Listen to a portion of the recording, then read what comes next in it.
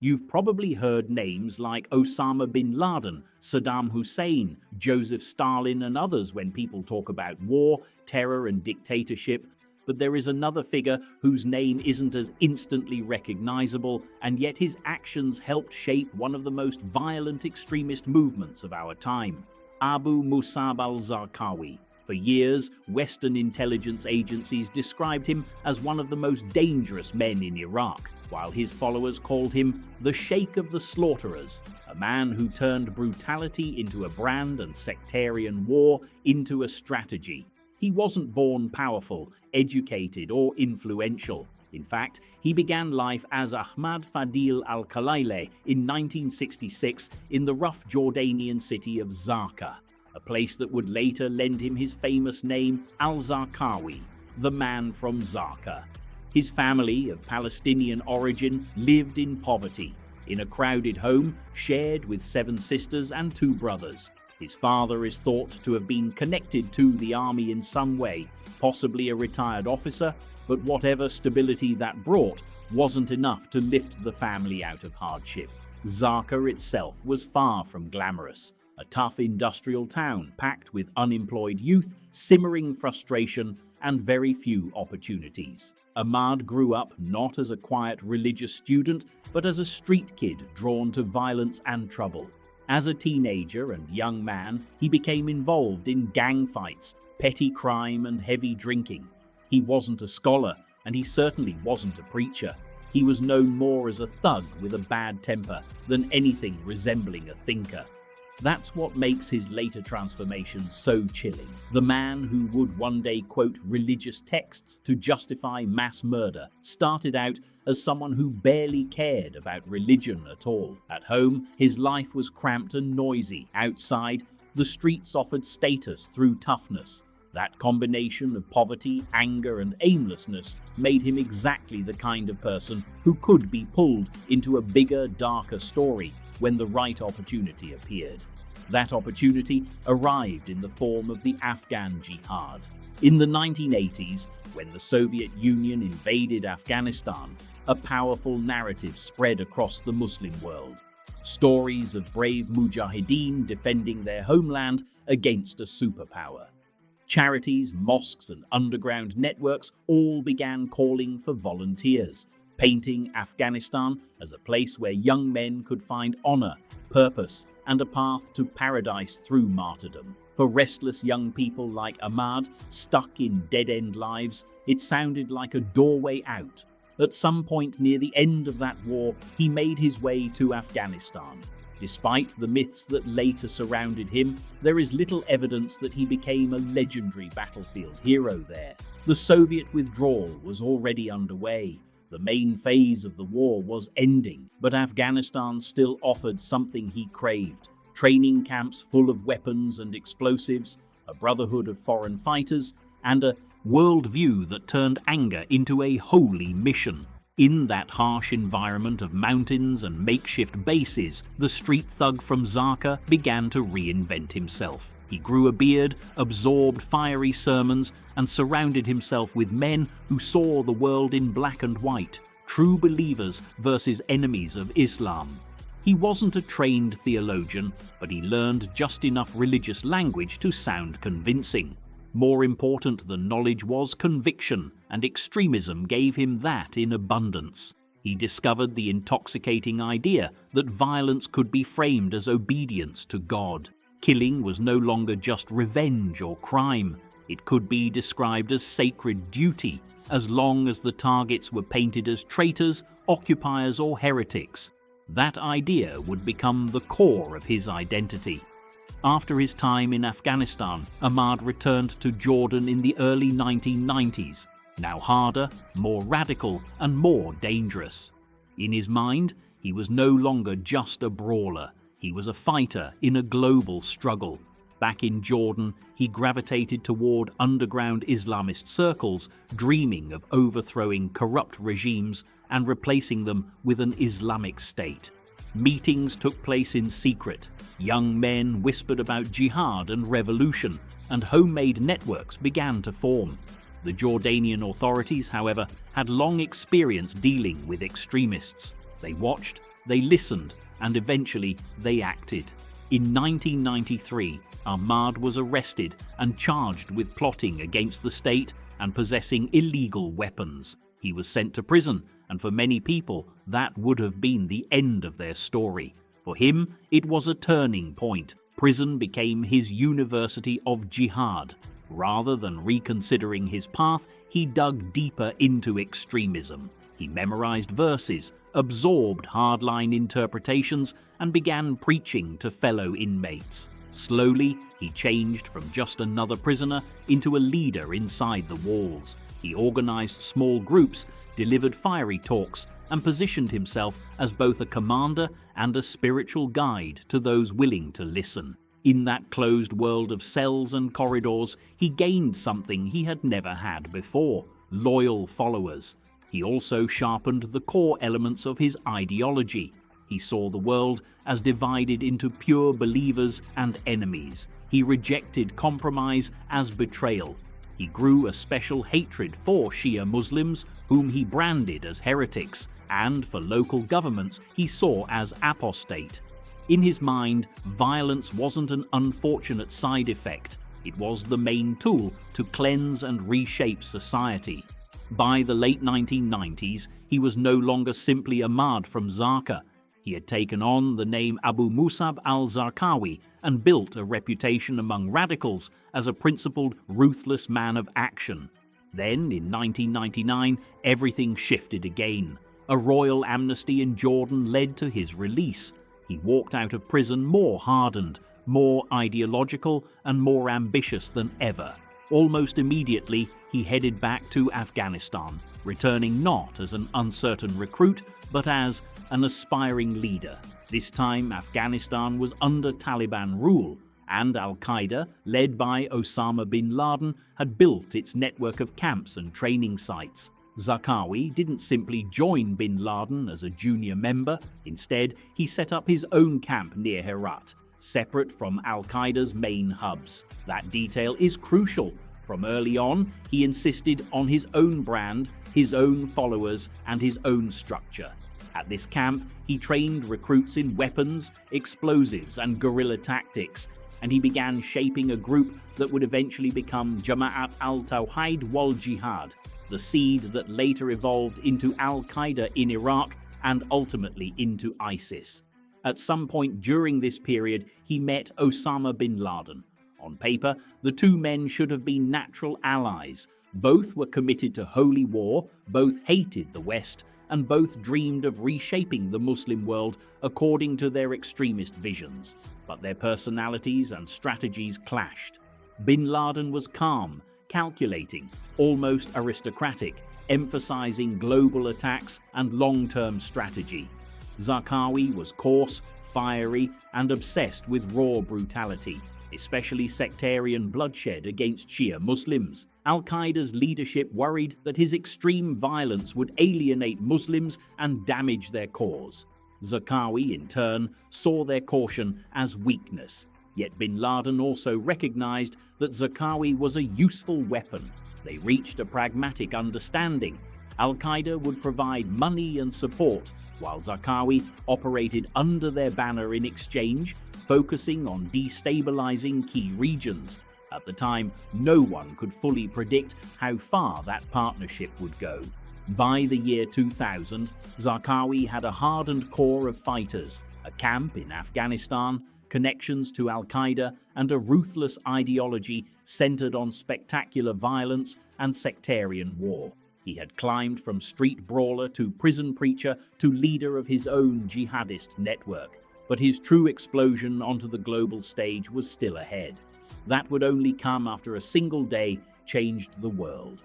September 11th, 2001.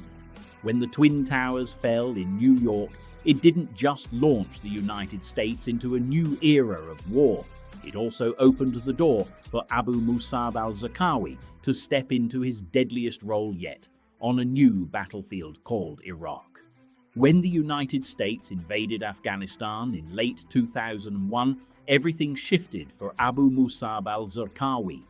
The Taliban were collapsing, Al-Qaeda members were fleeing into the mountains or across borders, and the jihadist camps that had once operated freely were now primary targets. Zarqawi's Herat base was abandoned, and he began slipping across borders with his trusted inner circle, searching for a place to rebuild. That place would soon become Iraq. But before reaching Iraq, he made a brief stop in Iran, where he operated quietly under the radar as the Middle East experienced seismic political shocks. Some speculate that Iranian intelligence tolerated his movement out of convenience. He was a problem for their enemies, not for them. Others argue he simply crossed through the chaotic region, evading capture as Americans hunted al-Qaeda leaders. Whatever the truth, he eventually emerged in northern Iraq, an area partially controlled by Kurdish Islamist factions, far from Saddam Hussein's central authority. There, he established makeshift networks, forged new alliances, and began preparing for a war he knew was coming. When the US turned its attention toward Iraq in 2002-2003, accusing Saddam Hussein of harboring terrorists and developing weapons of mass destruction, Zarqawi sensed an opportunity unlike any he had ever seen.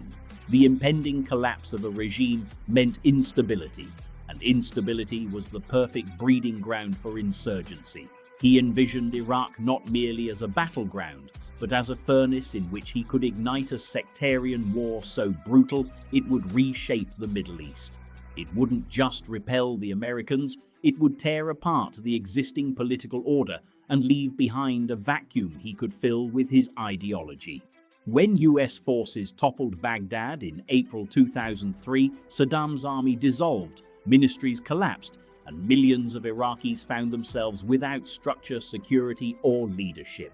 Into this chaos stepped Zarqawi, a man who understood the psychology of fear better than most. As American troops searched for weapons caches and tried to stabilize a country unraveling by the hour, Zarqawi quietly built the deadliest insurgent organization Iraq had ever seen.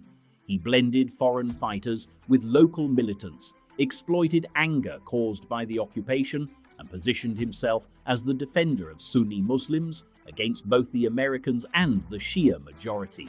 His strategy was simple but devastating: strike everywhere, strike brutally, and never allow Iraq to recover. Soon, suicide bombings became almost daily events, targeting police stations, recruiting centers, marketplaces, Shia shrines, and humanitarian offices. Unlike bin Laden, who focused primarily on Western targets, Zarqawi believed that internal division was far more destructive.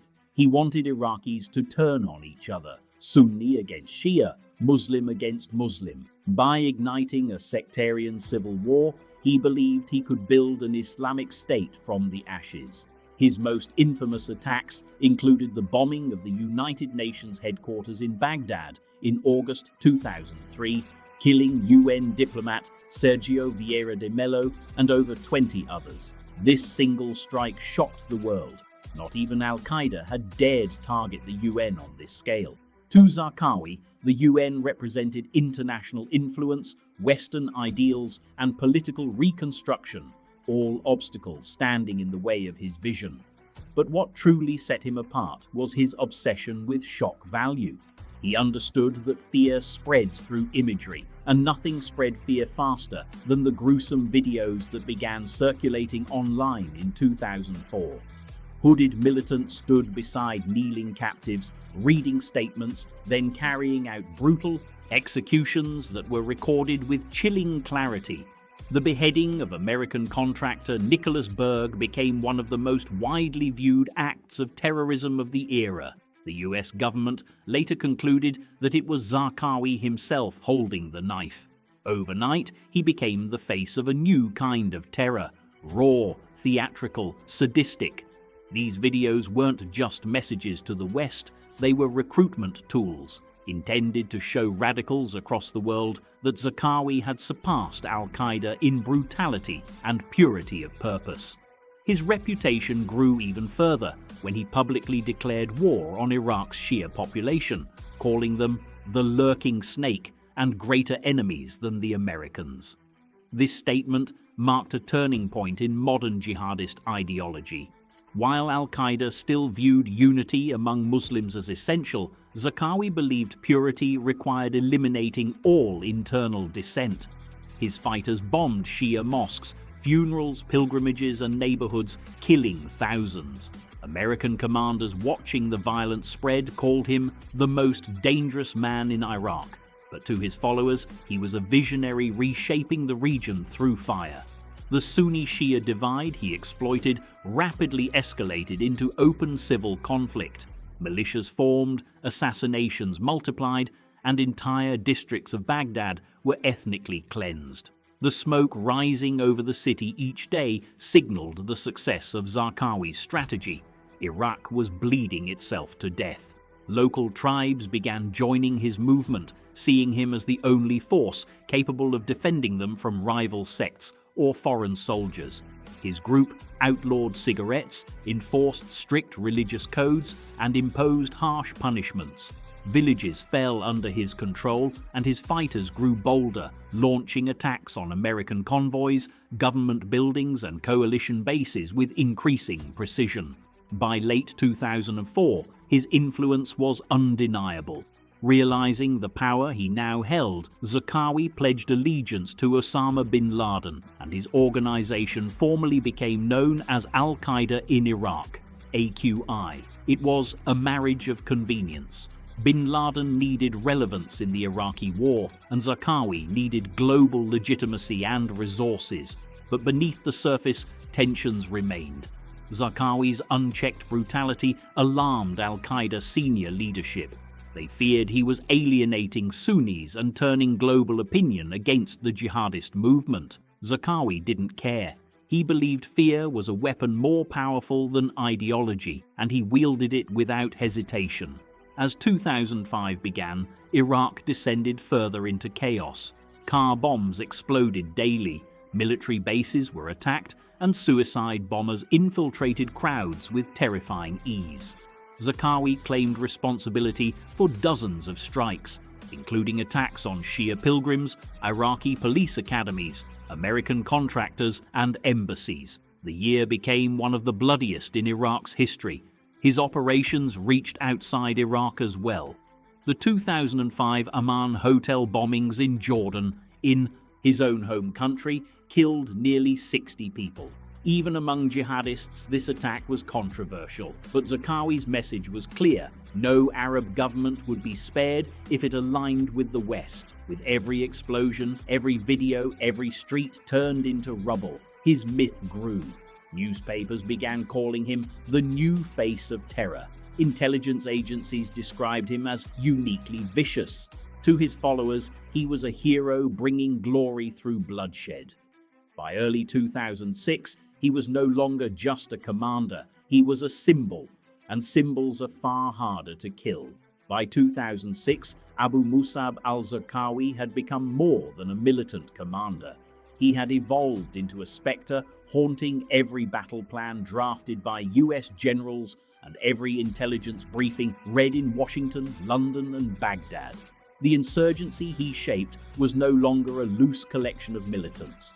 It had become a structured, disciplined, and ideologically driven network fueled by propaganda, rage, and the constant chaos of war. American forces, Iraqi troops, and international intelligence agencies were all focused on a single objective: finding the man who had turned Iraq into a living inferno. Yet despite the intense pressure, Zarqawi moved constantly, slipping between safe houses, tribal areas, and meeting points with a sense of invincibility. His network of couriers, loyal tribesmen, and foreign fighters shielded him from detection. His charisma continued to draw recruits from across the Middle East and Europe, many of them teenagers radicalized through grainy videos and sermons spread online, a method of recruitment that would later define ISIS. He appeared to be everywhere yet nowhere, a commander who personally orchestrated operations while also delegating to regional lieutenants spread across the country. American officials believed he changed cars many times in a single day, wore disguises, and avoided using phones for more than a few seconds. Even when coalition forces raided suspected safe houses, they often found only burned documents, discarded clothing, and the smell of explosives, signs that Zarqawi had been there hours earlier.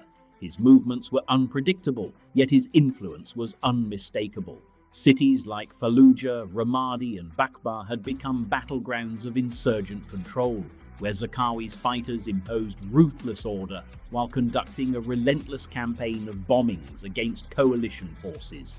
His strategy was both simple and terrifying: break the government, exhaust the Americans, terrify the population, and ignite civil war until Iraq burned itself into oblivion.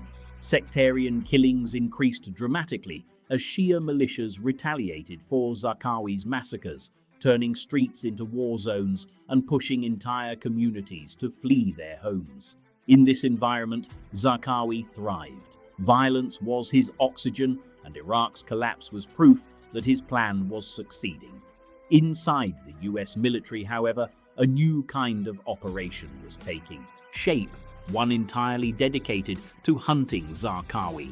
Joint Task Force 145, made up of elite American, British, Australian, and Iraqi intelligence units, began analyzing every scrap of information available. They studied his handwriting, speech patterns, travel habits, and even the way he staged videos. Satellite imagery tracked unusual gatherings in rural safe houses.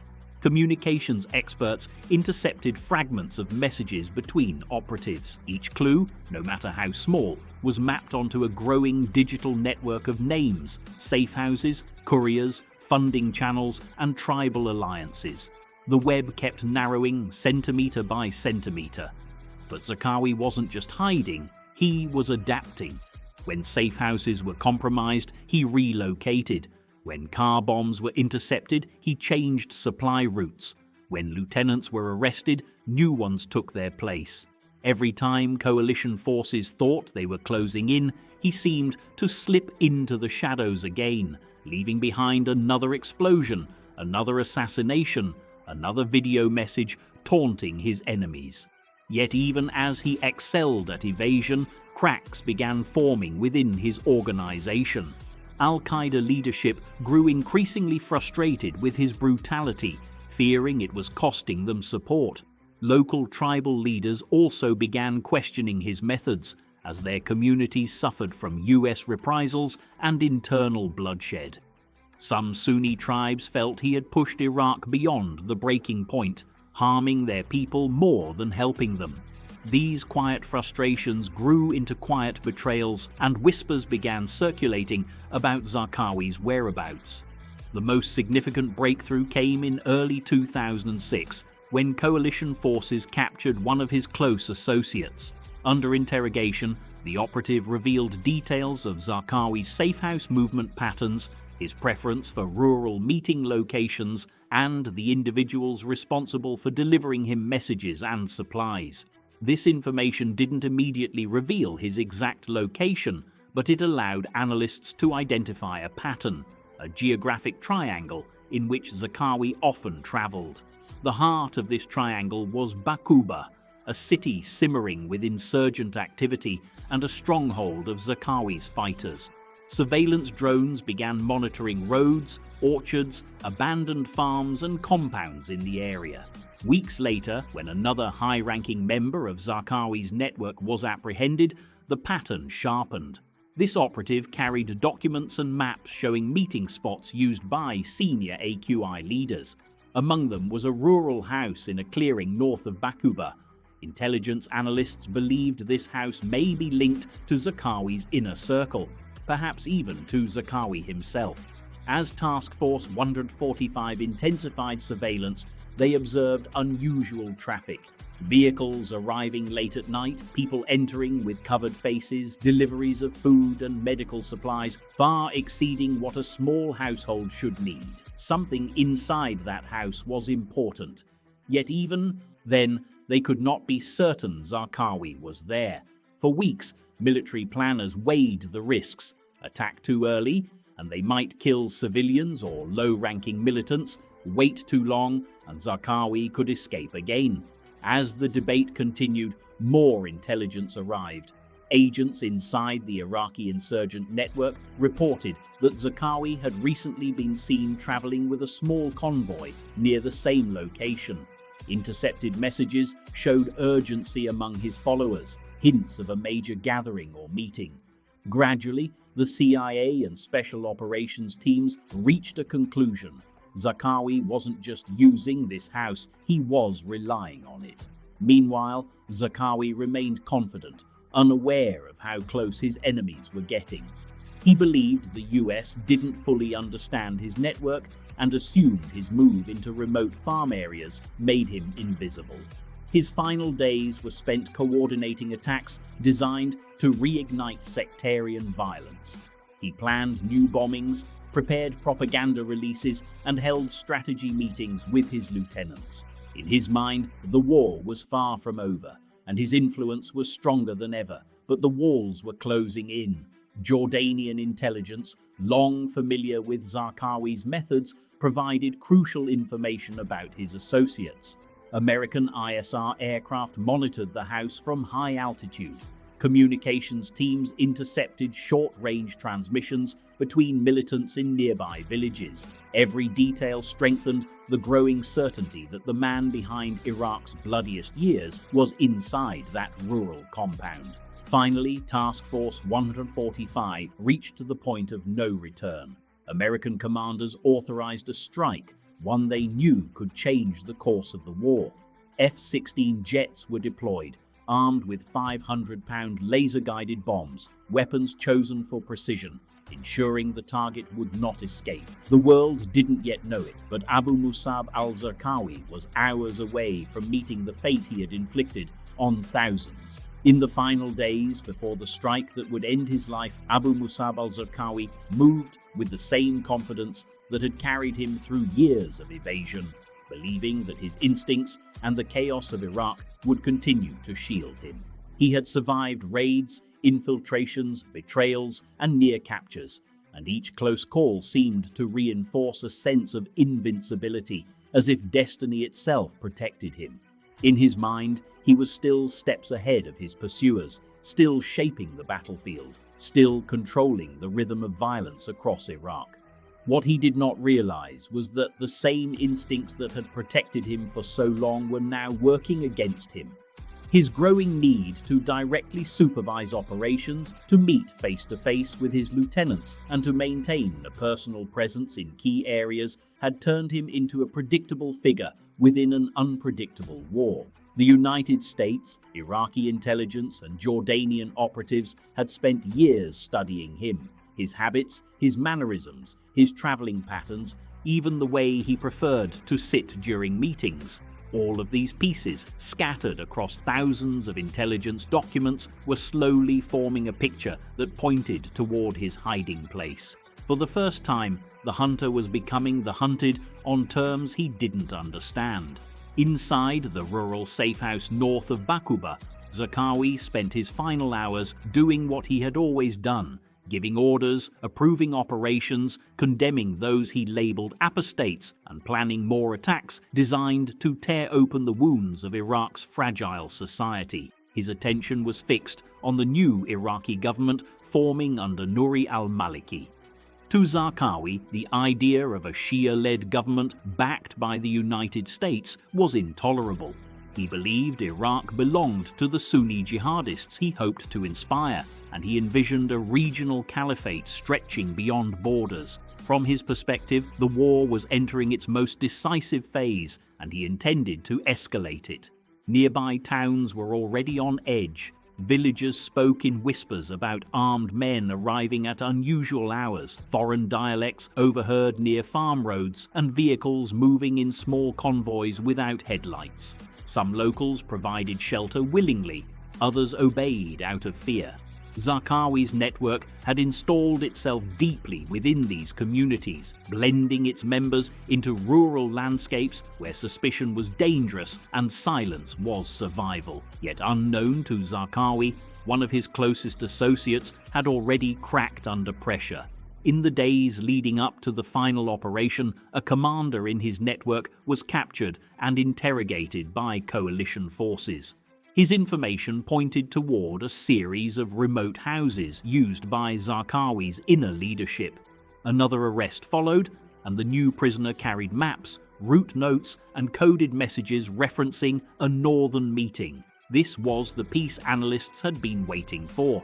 Combined with surveillance patterns, courier movements, and intercepted communications, it became increasingly clear that Zarqawi was using a small cluster of houses for coordination, one of which was now under close observation. Drones circled high above, invisible and silent, watching every movement. Footage captured vehicles arriving late at night, carrying men who moved with disciplined secrecy, their faces hidden, their interactions brief.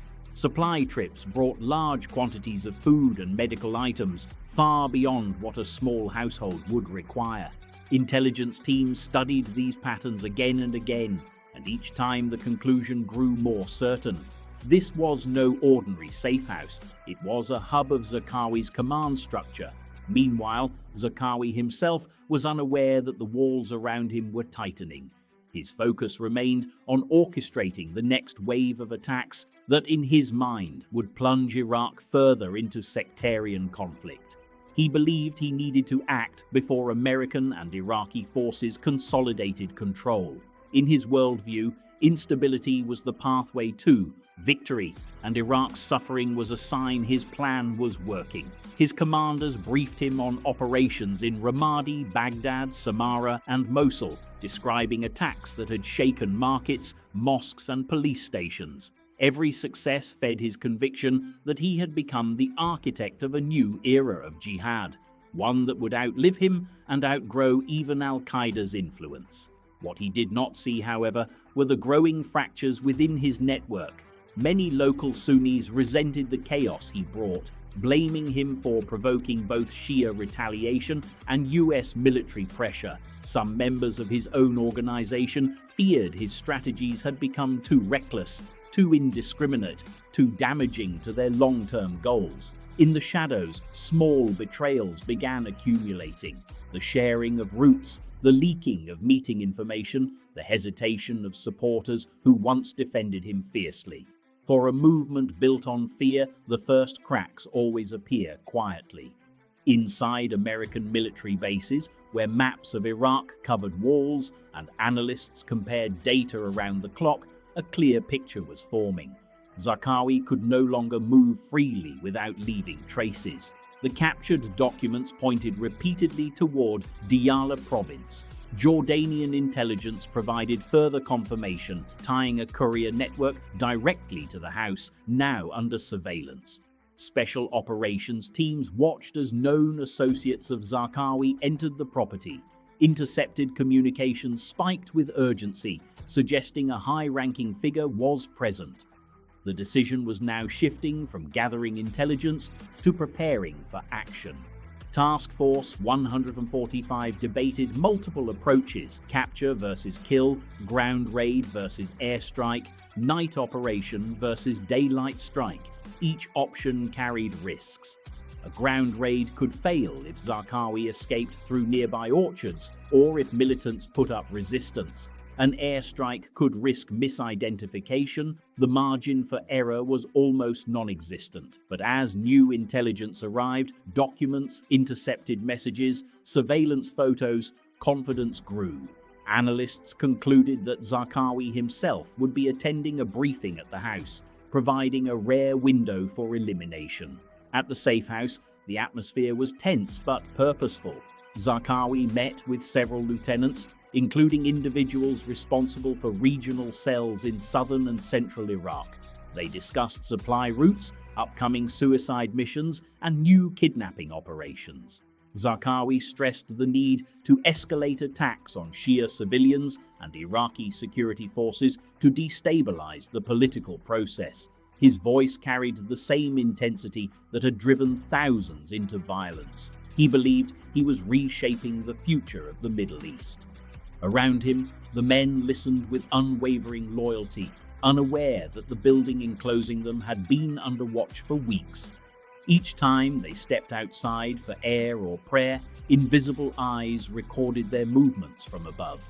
The air carried no sound of engines or aircraft. American F-16 jets were still miles away, waiting for the final command.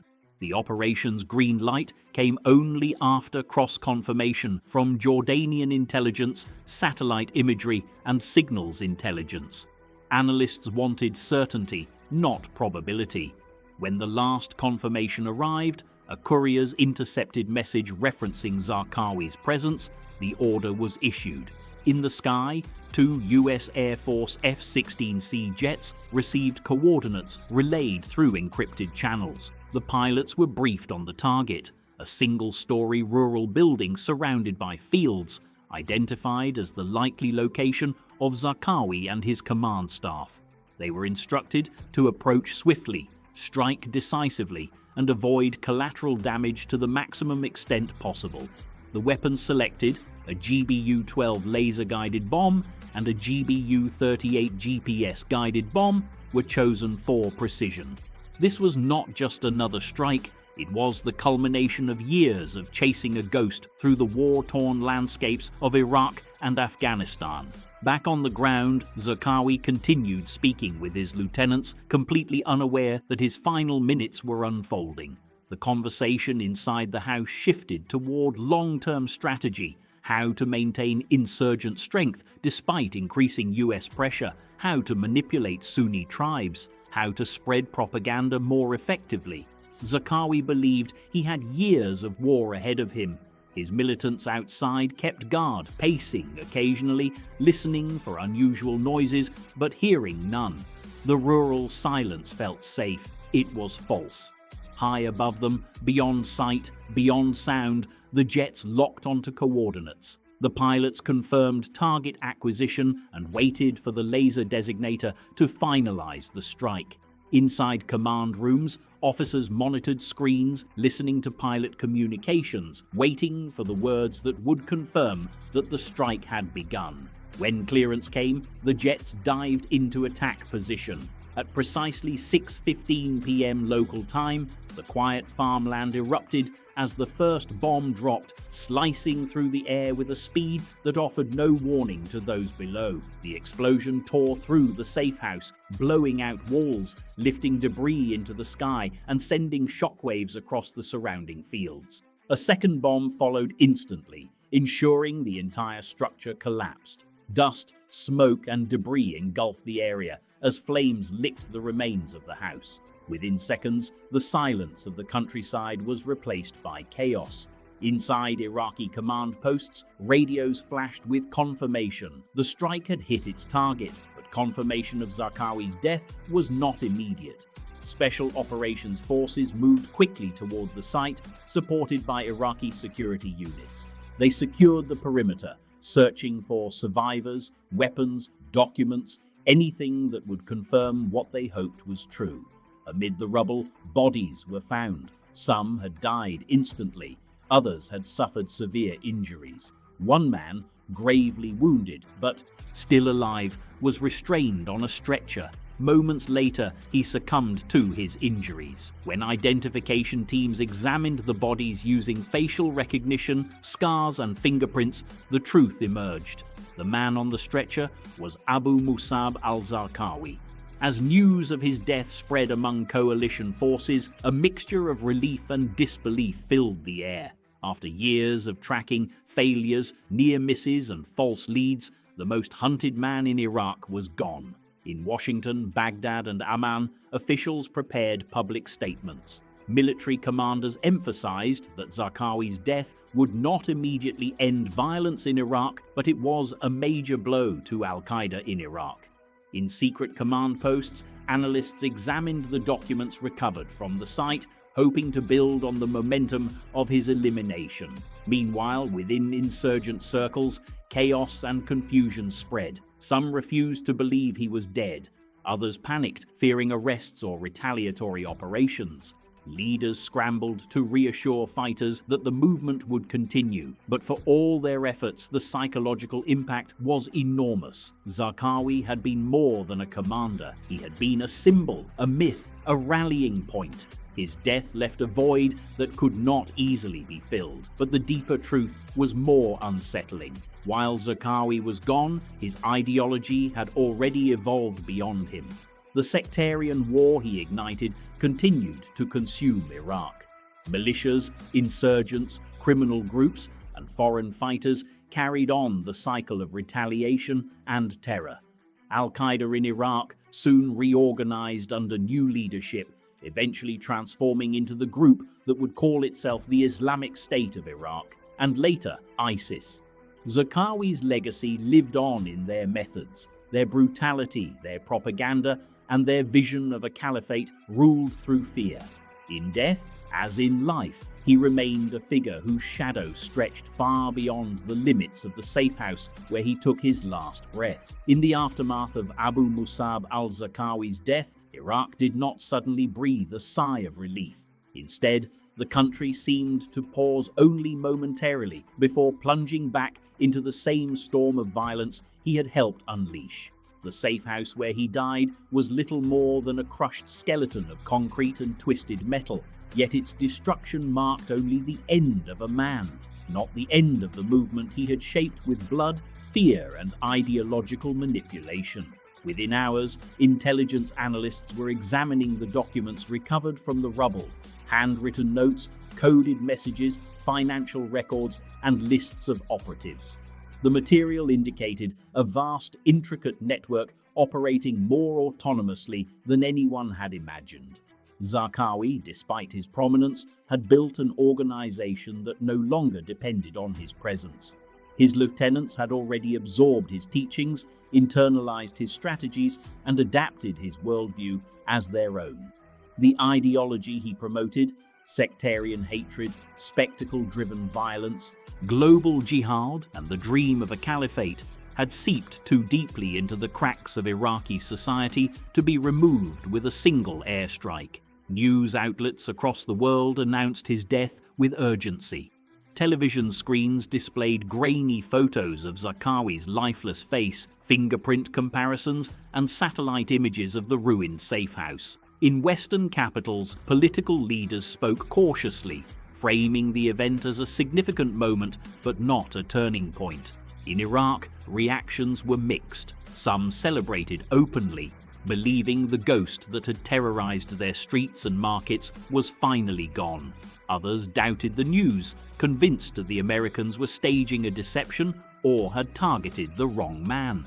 In regions where Zarqawi's influence was strongest, militants vowed revenge. Messages circulated through encrypted channels, urging fighters to carry out attacks in his name. And somewhere in the shadows, the remaining leadership of al-Qaeda in Iraq met quietly, determined to prove that the death of one figure, no matter how iconic, would not be the death of their war. Osama bin Laden, who had once doubted Zarqawi's methods and resented his uncontrollable brutal streak, released an audio recording lamenting his death with sweeping praise, calling him the Lion of Jihad and urging fighters to continue the struggle. This public eulogy served a larger purpose. It prevented fractures within the jihadist movement by framing Zarqawi's legacy as sacred, untouchable, and necessary to uphold. Yet behind the rhetoric, there remained lingering tensions. Zarqawi's obsession with slaughtering Shia Muslims had strained the relationship between his organization and al-Qaeda's central leadership. Even bin Laden and Ayman al-Zawahiri, who themselves endorsed violence, feared that Zarqawi's extreme sectarianism risked alienating Sunni supporters and undermining the long-term goals of global jihad. Letters later recovered revealed that al-Qaeda had urged Zarqawi to reduce the scale of his attacks on Shia civilians, worrying that his strategy was spiraling out of control. Zarqawi, however, had ignored these warnings entirely, driven by a personal hatred that shaped the entire trajectory of Iraq's civil war. With his death, The question was whether the movement he built would collapse or harden. The answer became clear within weeks. A successor was quickly announced, Abu Ayyub al-Masri, also known as Abu Hamza al-Muhajir, an Egyptian militant with years of experience in jihadist operations. Masri inherited not only Zarqawi's organization, but also his blueprint, one rooted in fear, psychological warfare, and mass casualty terrorism. Under Masri's leadership, al-Qaeda in Iraq began reorganizing into a more structured entity. What Zarqawi had created was essentially a sprawling insurgency driven by charisma and brutality. Masri sought something more stable, a proto-state. This shift set the stage for the next and deadliest chapter in modern terrorism. As US forces continued their operations in Iraq, the insurgency evolved. Militants learned to adapt their tactics, improve their communications, and rebuild their networks each time they were disrupted. Zarqawi's teachings lived on in training camps, propaganda videos, and whispered instructions passed through safe houses. Much of Iraq, especially Sunni-majority areas, remained vulnerable due to weak government institutions, corruption, poverty, and power struggles. Sectarian militias carried out revenge killings, creating a cycle of violence that fed the insurgency. Zarqawi had framed the conflict as a holy war between Sunni and Shia Muslims, and even in death, this narrative continued to poison communities. Bombings at mosques, markets, and funeral gatherings became common, amplifying fear and suspicion. The sense of national identity that Iraq once had was fading, replaced by tribal loyalties and sectarian divisions. These fractures created fertile ground for an extremist organization to evolve into something far more powerful than Zarqawi had ever commanded personally. By late 2006, al-Qaeda in Iraq rebranded itself as the Islamic State of Iraq, ISI, a calculated step toward creating the caliphate Zarqawi had envisioned. Under Masri and his Iraqi counterpart Abu Omar al-Baghdadi, the group began capturing territory, infiltrating local institutions, and imposing their own interpretation of Islamic rule. They assassinated tribal leaders who resisted them, intimidated village elders, and replaced local courts with their own. Videos emerged showing their fighters conducting executions, pledging loyalty to their new leaders, and announcing the beginning of an Islamic reign over certain districts. It was the first tangible proof that Zarqawi's vision had not died with him. Instead, it had mutated. Over the next several years, internal conflict, US military pressure, and the Sunni awakening movement weakened ISI significantly. Many believed the organization might collapse entirely, yet history has shown that extremist movements often survive in the shadows, waiting for the next political vacuum. That vacuum came in 2011 with the outbreak of the Syrian civil war. As chaos spread across the border, remnants of ISI crossed into Syria, rebranding themselves once more, this time as the Islamic State of Iraq and Syria, ISIS. Under the ruthless leadership of Abu Bakr al-Baghdadi, they exploited Syria's power vacuum, captured weapons depots, recruited foreign fighters, and seized entire cities. In 2014, ISIS declared a caliphate from Mosul, achieving the central dream Zarqawi had devoted his life to building. The black flag that Zarqawi once carried as a symbol of rebellion now flew over territory the size of multiple nations. Suddenly, Zarqawi's legacy was not just alive, it was global. ISIS recruited tens of thousands of fighters from around the world, launched attacks across Europe, Africa, and Asia, and inspired lone wolf terrorism in Western countries. They perfected the propaganda strategies Zarqawi pioneered: high-definition execution videos, social media campaigns, recruitment through online forums, and theatrical violence designed to shock global audiences. The beheading videos released by ISIS in 2014 and 2015 were direct descendants of the gruesome footage Zarqawi had filmed years earlier. His influence was visible in every frame, every slogan, every act of ritualized brutality. Even after his death, the world was still living in the shadow of his ideology. Inside Iraq, the consequences were devastating. Cities like Mosul, Fallujah, Tikrit, and Ramadi suffered under ISIS rule, where residents endured public executions, forced marriages, torture chambers, and indoctrination camps for children. The conflict displaced millions and destroyed cultural heritage sites. The Iraqi military, weakened after years of internal issues, struggled to reclaim lost territory. Ultimately, it took a massive international coalition, Kurdish fighters, Shia militias, and years of intense combat to dismantle ISIS's territorial control. Even after their physical caliphate collapsed, thousands of ISIS fighters melted back into rural areas, particularly the same regions Zarqawi once used as safe havens. His strategy of dispersing cells, delegating authority, and blending militants into local populations had ensured the group's ability to survive even catastrophic military losses. Globally, Zarqawi's legacy became a case study in how one man's extremist ideology can reshape geopolitical landscapes. He demonstrated that decentralized terror networks could outperform hierarchical ones. He showed that sectarian hatred could be weaponized to destabilize entire nations. He proved that propaganda could be as lethal as explosives. Intelligence agencies around the world studied his methods, analyzing how he built loyalty, how he manipulated religious texts, how he radicalized young men, and how he identified vulnerabilities in nations engulfed in war. His legacy forced governments to rethink counterterrorism, invest in intelligence sharing, improve online monitoring, and develop new strategies for combating extremist recruitment. And yet, despite the enormous shadow he cast, Zarqawi's influence began to fade within jihadist circles. ISIS leaders rarely invoked his name, partly because they wanted to portray themselves as architects of a new era, and partly because Zarqawi's Jordanian identity clashed with ISIS's Iraqi-centered leadership. Younger fighters knew the symbolism of his brutality, but not the man himself. As time passed, he became a figure studied by analysts rather than celebrated by militants. Even within Iraq, where his actions had left permanent scars, new conflicts and political struggles pushed memories of him into the background.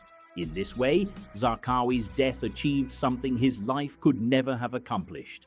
It allowed his legacy to slowly erode, not through military force, but through the natural fading of fear. Today, the world continues to grapple with the consequences of the ideology he unleashed.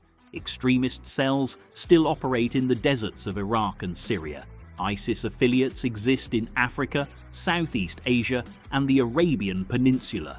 Online propaganda continues to recruit vulnerable individuals, but the world also learned how to fight these networks more effectively, how to disrupt their financing, how to undermine their narratives, and how to prevent their expansion. Each sleeper cell dismantled, each plot foiled, each community strengthened against radicalization represents another step away from the world Zarqawi sought to create.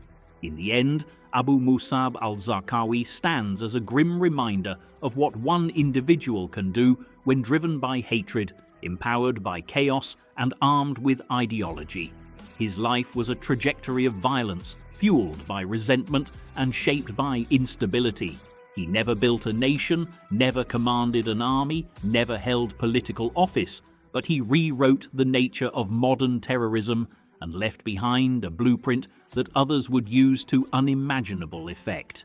His death ended his personal reign, but it did not erase the imprint he left on the world. That imprint, however, grows fainter with each passing year. As societies heal, rebuild, and resist the pull of extremist ideology, Zarqawi becomes less of a looming threat and more of a historical warning, one that reminds us how quickly violence can spread, how deeply hatred can divide, and how essential it is to confront extremism before it takes root.